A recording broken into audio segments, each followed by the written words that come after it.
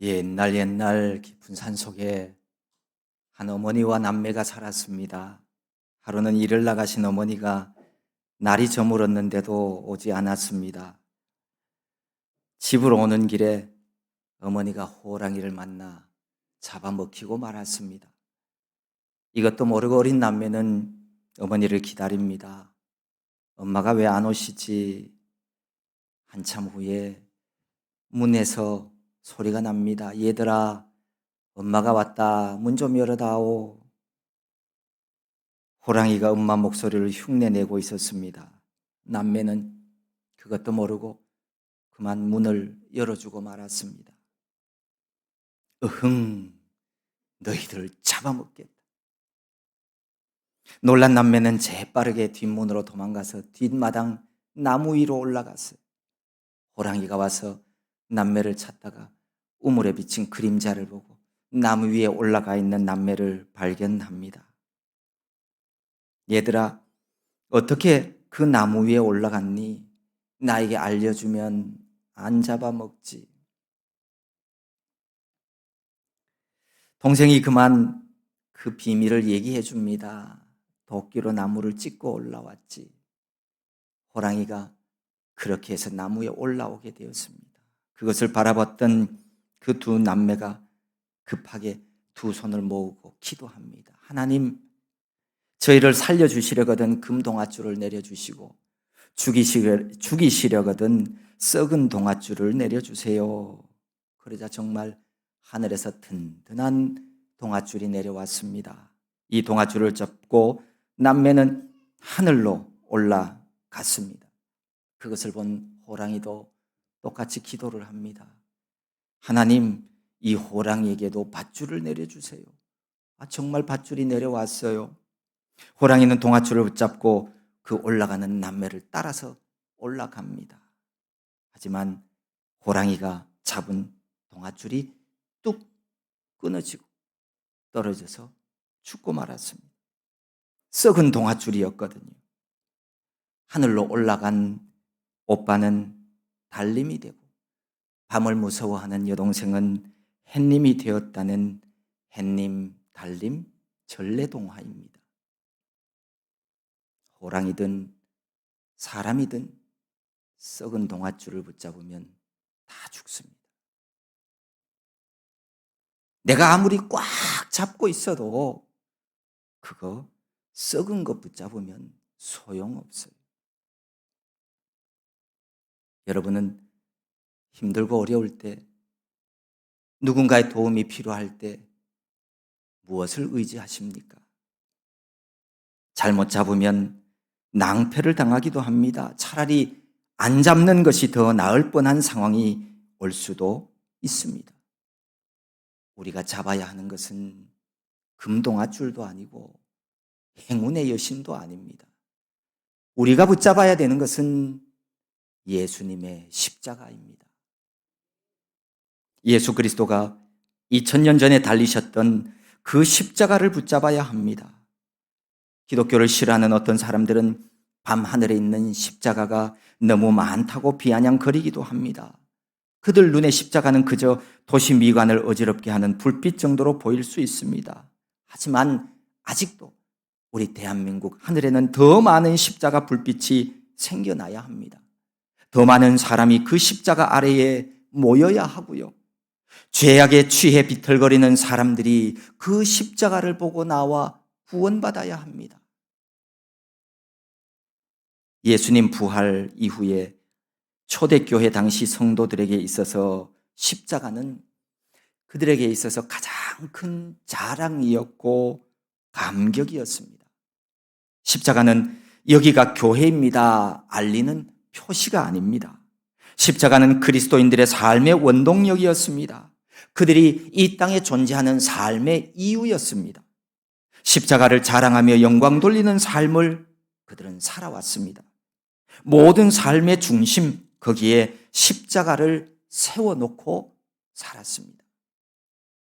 십자가는 사람들을 모이게 했고요. 예배하게 했습니다. 십자가는 하나님의 능력이었으며 구원을 주시는 영원한 소망이었습니다. 예수 그리스도의 피 묻은 십자가, 그 십자가를 붙드시기를 바랍니다. 십자가를 붙잡고 산다는 것이 무슨 뜻일까요? 붙잡는다는 말은 그것을 의지한다는 뜻입니다. 함께 살아간다는 의미입니다. 돈을 붙잡고 살아가는 사람들이 돈이나 재물을 잃어버리면 그것 없이는 못 산다고 난리가 납니다. 권력을 붙잡고 사는 사람들이 그 권력을 빼앗아 보십시오. 인생의 의미를 잃어버립니다. 그래서 무슨 수를 써서라도 그 잡은 권력 안 뺏기려고 발버둥 칩니다. 그래서 보세요. 세상에서 독재자들이 얼마나 많은가. 그것이 삶의 목적이고 힘이고 능력이라고 그들은 믿고 있기 때문입니다. 십자가를 붙잡고 살라는 말은 십자가의 능력을 믿으며 살라는 의미입니다. 십자가 능력은 그것을 의지하는 자에게 무한한 능력과 영원한 생명을 약속합니다. 십자가 안에 속죄의 능력, 구원의 능력이 우리를 새로운 피조물로 거듭나게 합니다. 옆에 있는 사람 붙잡고 옆에 있는 사람 의지하고 살아가지 마십시오. 사람은요, 누구든지 간에 사람이 의지할 대상이 아니에요. 믿음의 대상이 아니에요. 그저 사랑할 대상입니다. 지식도, 재력도, 권세도, 눈에 보이는 어떤 것도 모두가 다 동화책 속에 나오는 썩은 동화줄과 같습니다. 끊어지는 것은 시간 문제. 세상을 사랑하는 하나님, 이 하나님의 지혜가 바로 십자가에 나타나 있음을 믿으시기를 바랍니다. 그런데요, 이 십자가를 바라보는 데에는 두 가지의 관점이 있습니다. 하나는 십자가의 도를 미련하며 업신여기는 사람이 있는가 하면, 또 하나는 십자가를 구원의 능력으로 믿는 사람들이 있습니다. 십자가의 도라고 하는 것은 십자가에 대해 증거하는 말씀이라는 뜻입니다. 십자가를 통해 모든 사람이 구원받는 진리를 의미합니다. 이 십자가의 도가 멸망의 길을 가는 이들에게 왜 미련하게 보일까요? 하나는 십자가는 부끄럽고 어리석은 것처럼 보이기 때문입니다. 우리가 아는 바대로 십자가는 하나의 형틀이었습니다. 큰 죄를 지은 죄인들을 사형시키는 도구였습니다. 유대인들은 나무에 달린 자마다 저주받은 자라고 불렀습니다. 얼마나 참혹한 사형제도였던지 예수님이 십자가에 달려 돌아가신 후에 얼마 안 있어서 그 사형제도는 없어졌습니다. 너무 혹독하고 너무나 잔인하기 때문입니다. 못 박힌 손과 발을 통해 흘러내리는 피, 그 고통으로 십자가에 달린 사람은 서서히 천천히 죽음을 맞이하게 됩니다. 말로 형언할 수 없는 죽음의 공포와 고통을 온 몸으로 느끼면서 죽어갑니다. 호흡이 끊어진 뒤에도 모든 것이 끝난 것은 아닙니다. 그의 육체는 새와 같은 짐승들에 의해 쪼이고 찢겨서 먹이가 되기도 합니다. 예수 그리스도, 그분은 왜 이런 부끄러움을 당해야만 했을까요? 모두가 우리의 죄 때문입니다. 아니, 우리의 죄가 아니라 내 죄 때문입니다. 우리의 부끄러움을 그분이 대신 당하셨습니다. 십자가는 부끄러운 형틀이었기에 하나님이 거기 달려 죽는 것은 하나님답지 않은 어리석은 행위 같아 보이기도 합니다. 적어도 멸망받는 사람들 눈에는 말입니다. 하지만 우리가 부끄럽게 생각하는 그 십자가를 통해 하나님은 우리의 부끄러운 죄악들을 눈에서 더 희게 씻어 주셨습니다. 우리가 당해야 할 부끄러움을 주님이 대신 감당하신 것입니다. 예수님은 십자가를 통해 나를 더 이상 부끄러운 존재로 내버려 두지 않으셨습니다. 예수 그리스도의 십자가가 우리의 죄악을 씻어 주셨습니다. 로마서 6장에서 성경은 이렇게 말씀합니다. 우리가 알거니와 우리의 옛 사람이 예수와 함께 십자가에 못 박힌 것은 죄의 몸이 죽어 다시는 우리가 죄에게 종노릇하지 아니하려 함이니, 우리 주님의 십자가 고난이 내 죄로 인함이라고 하는 사실을 믿는 사람은 더 이상 죄에게 종노릇하지 않습니다.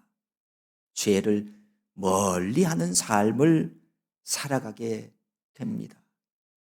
만약 죄를 멀리하는 거듭난 생활을 하지 못하고 있다면 그는 아마 아직 십자가의 능력을 알지 못하는 사람일지 모릅니다. 아직 예수님이 왜 십자가에 돌아가셨는지 모르는 사람일 겁니다. 어리석은 십자가 형틀 같지만 십자가, 그것은 우리 하나님의 지혜였습니다. 하나님만이 인간들을 위해서 하실 수 있는 바로 하나님의 능력이요 하나님의 지혜였습니다. 죄의 삭은 사망이라고 하는 말씀처럼 죄를 범함으로 죽음의 골짜기에 놓인 우리의 영혼은 죽을 수밖에 없었습니다. 그래서 하나님께서 친히 자신의 몸으로 저와 여러분들의 죄악을 그 온 육체로 담당해 주셨습니다. 예수 십자가를 통한 인류의 구원의 계획은 죄 하나도 없으신 하나님만이 행하실 수 있는 온전한 하나님의 지혜였습니다.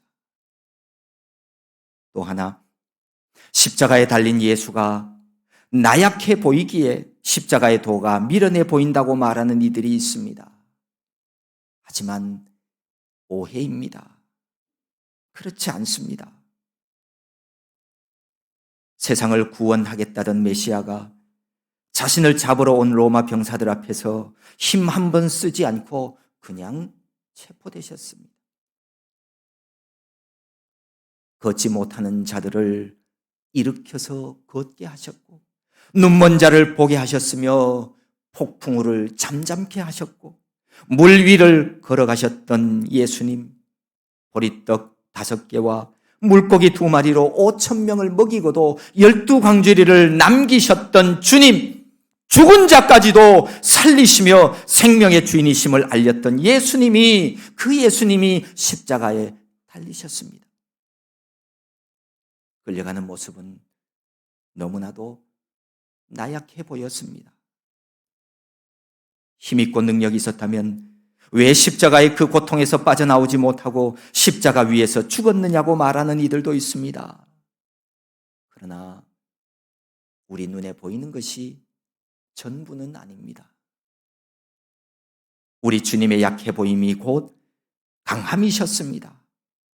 나약한 자였다면 예수님은 결코 십자가를 담당할 수 없었습니다.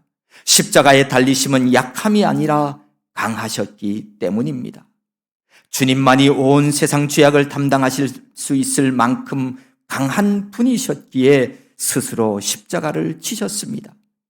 힘이 없어 십자가에 달린 것이 아닙니다. 십자가 보혈의 능력을 가지신 분이셨기 때문에 그분은 스스로 십자가를 선택하셨던 겁니다. 우리를 살리기 위해서. 십자가는 하나님의 능력이요 사랑입니다. 하나님은 예수님의 십자가 사건을 통하여 우리를 향한 자신의 사랑을 확증하셨습니다. 어느 누가, 어떤 무엇이 우리를 그리스도의 사랑에서 끊을 수 있겠습니까?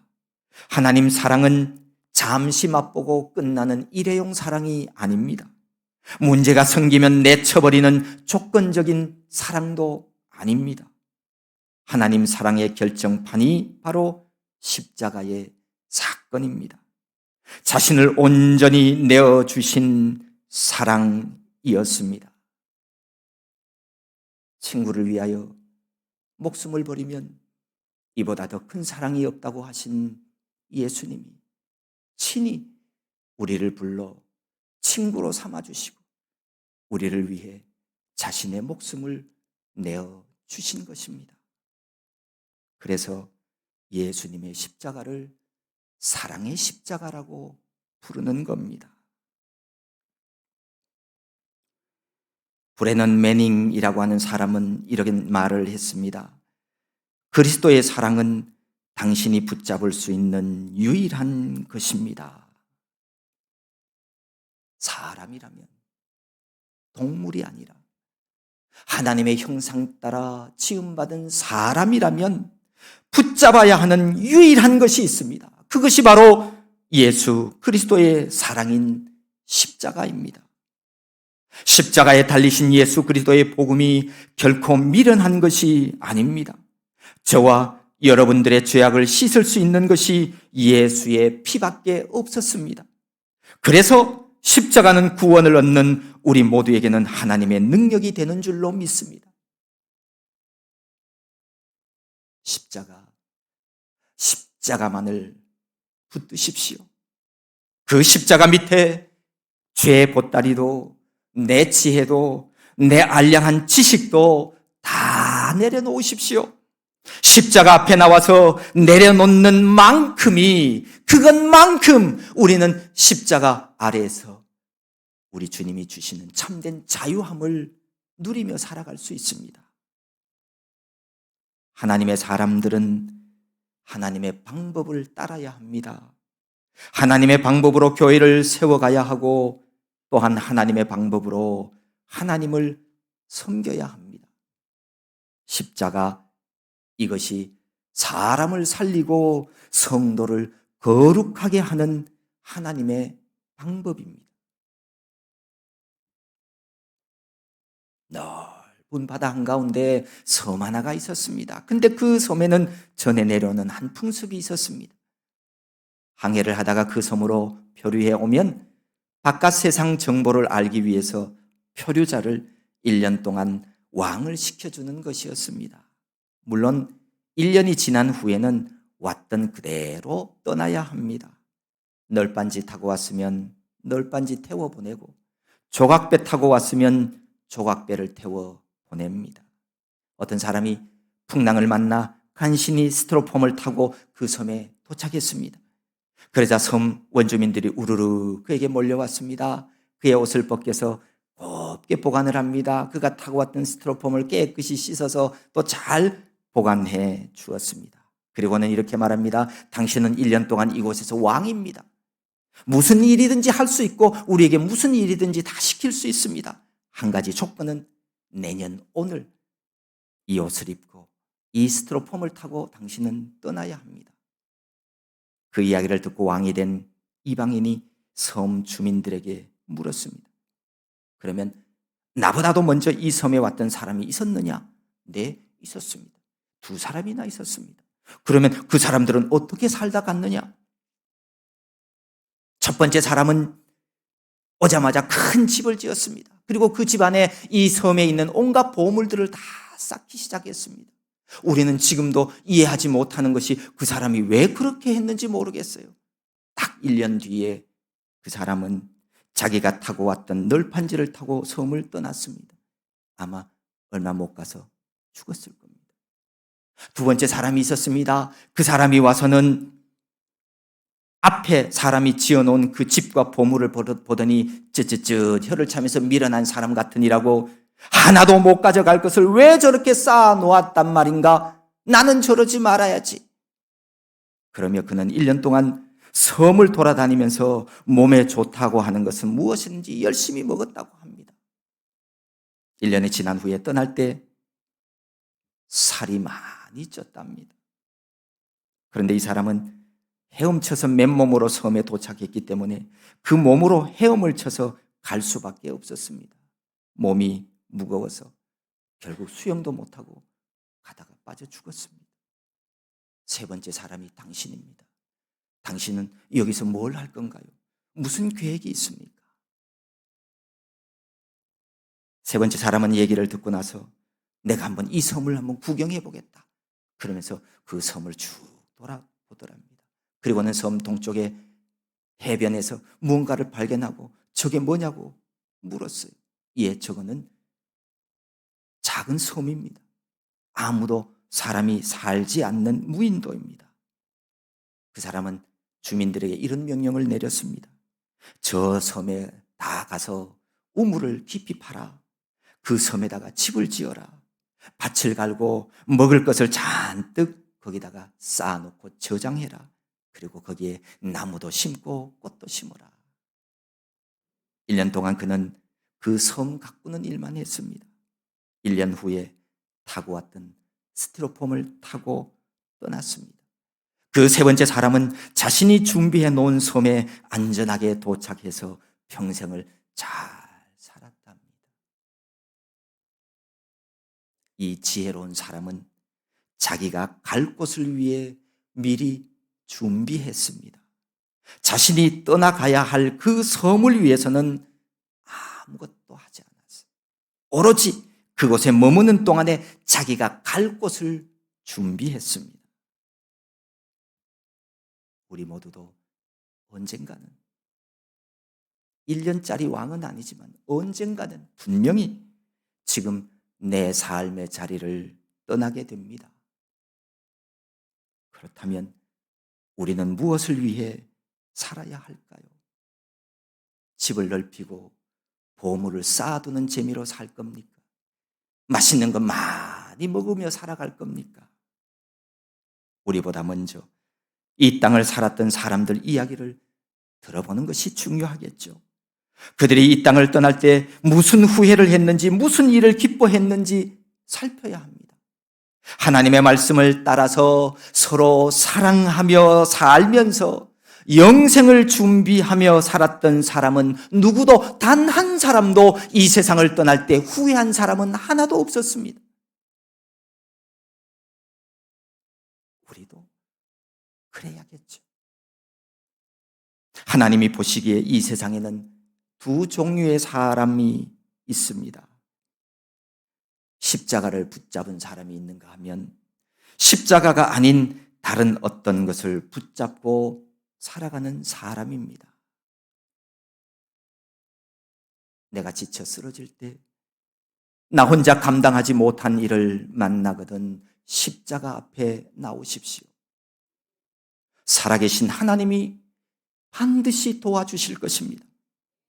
전능하신 하나님의 위로가 강물처럼 충만하게 될 것입니다. 우리에게 독생자를 보내어 주셔서 모든 죄악을 깨끗하게 해주신 하나님께서 우리를 왜 도와주시지 않겠습니까? 인생이 왜 힘든지 아십니까? 나 혼자 살아가려고 하기 때문에 그렇습니다.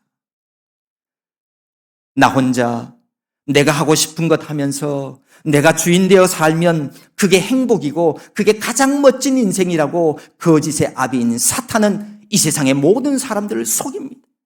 그렇지 않습니다. 절대로 그렇지 않습니다. 내가 주인 되어 살아보니 행복하던가요? 내 인생의 주인은 내가 아닙니다. 우리 인생은 내가 사는 것이 아닙니다. 선한 목자 되신 하나님과 함께 걸어가는 여행길입니다. 하나님과 동행하지 않으니 늘 외롭고 힘이 듭니다. 내가 하려고 하니 안 되지요. 세상살이가 내 뜻대로 됩니까? 안 됩니다. 안 되니까 어떤 사람들은 극단적인 선택까지 합니다. 잘못된 선택입니다. 어리석은 생각입니다. 사람이 죽으면 다 끝날 것 같습니까? 그렇지 않습니다. 저는 죽어보지는 않았어도 살아계신 하나님을 만나게 되어지면 알게 되어집니다. 성령 하나님의 역사를 경험하면 예수님은 분명히 우리에게 알게 해 주십니다. 나를 향한 하나님의 뜻을 분명하게 성령 하나님께서 알게 해 주십니다. 아직 교회를 출입하면서도 성령 하나님의 경험하지 못했다면 만나셔야 합니다. 경험하셔야 합니다. 하나님 없이 어떻게 신앙생활이 됩니까? 그럴 수는 없습니다. 사람 육체의 죽음이 끝이라면 하나님은 예수님이 이 땅에 인간의 육체를 입고 오시지도 않았을 거고 우리 예수님은 십자가에 달리시지도 아니하셨을 겁니다. 이 땅은 우리가 살아갈 만한 가치가 있습니다. 살아있는 동안에는 모든 것이 가능합니다. 하늘나라 알곡이나 양이 될 수도 있고요. 불태워질 죽정이나 염소가 될 수도 있습니다. 얼마든지 더 나아지고 좋아질 수도 있고요. 하나님 아버지의 큰 사랑을 체험하며 기뻐하고 즐거워하며 춤추는 삶도 가능합니다. 세상이 줄 수 없는 평안을 주님 안에서 맛볼 수도 있고요. 이 땅 위에서 지옥의 고통을 느끼며 지옥의 삶을 맛볼 수도 있습니다. 지금 내 마음이 추운 겨울이신 분이 있습니까? 그래도 포기하거나 실망하지 마십시오. 아무리 추워도 봄은 반드시 오게 되어 있습니다. 보십시오. 벌써 노란 개나리나 하얀 목련이 교회 앞에 많이 폈더라고요. 얼마나 예쁩니까? 상처나고 차가운 가슴으로 아파하며 혼자 괴로워하지 마십시오. 우리 주님의 십자가를 붙드십시오. 그러면 꽃피는 인생의 봄을 나도 새롭게 맞이할 수 있습니다. 십자가는 더 이상 우리의 부끄러움이 아닙니다. 더 이상 나약함의 상징도 아닙니다. 세상 죄를 지시고 고난당하신 어린 양의 거룩한 피가 우리를 죽음에서 생명으로 옮겼습니다. 십자가는 장식품이 아닙니다. 필요할 때 붙였다가 감추고 싶을 때 주머니에 넣을 수 있는 그런 액세서리가 아닙니다. 십자가는 생명입니다. 십자가는 내 모든 것이고 나의 전부입니다. 십자가 없이는 나도 없습니다. 십자가를 붙잡은 사람은 교만하지도 않습니다. 피 묻은 십자가 앞에서 어떻게 나를 드러내고 나를 나타내는 삶을 살아갈 수가 있겠습니까? 십자가를 붙잡은 사람은 쓰러지지도 않습니다. 포기하지도 않습니다. 주님이 나 위에 십자가의 고초를 당하셨는데 하나님이 나를 포기하지 않으시고 나를 대신해서 십자가를 지셨는데 내가 어떻게 절망하며 낭망할 수가 있겠습니까? 십자가는 하나님이 우리에게 주신 승리의 약속입니다.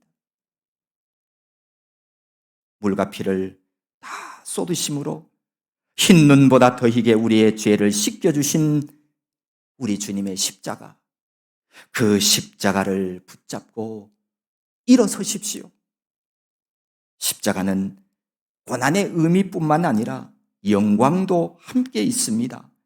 우리의 부활도 바로 그 십자가에 있습니다.